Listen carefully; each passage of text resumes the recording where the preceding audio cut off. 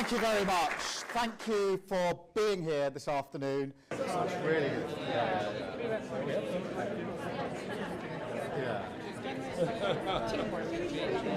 Obviously, the post, the diplomatic post of American ambassador, really important post, and Peter Mandelson, before he was appointed, went through a due diligence process. That's the propriety and ethics team went through a process, and therefore I knew of his association with Epstein.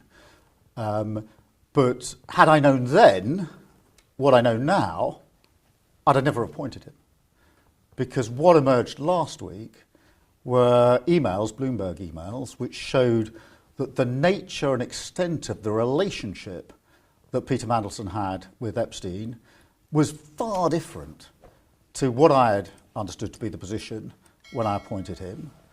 On top of that, what the email showed was he was not only questioning, but wanting to challenge the conviction of Epstein at the time. That, for me, went and cut across the whole approach that I've taken on violence against women and girls for many years, and this government's approach. On top of that, what emerged last week, on Wednesday evening late, were Peter Mandelson's responses to questions that have been put to him by government officials. I looked at those responses and I did not find them at all satisfying.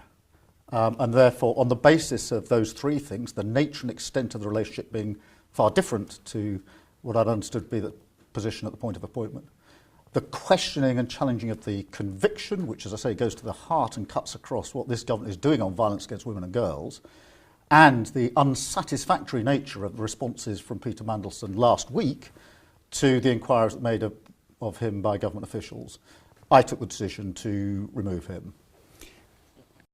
It was only on Wednesday early evening that I knew the contents of the Bloomberg emails.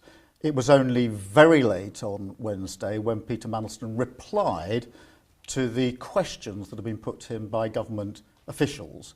And it was on that basis that I took my decision that he should be removed. What I knew before PM Qs was that there had been media inquiries. I didn't know the content of the Bloomberg emails.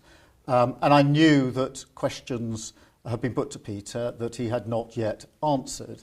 And he hadn't answered them by the time it got to PM Qs. There is, of course, a time lag in America, but I knew that there are questions that have been put to him, but I didn't know what answers he was going to give to those questions. That came later on Wednesday.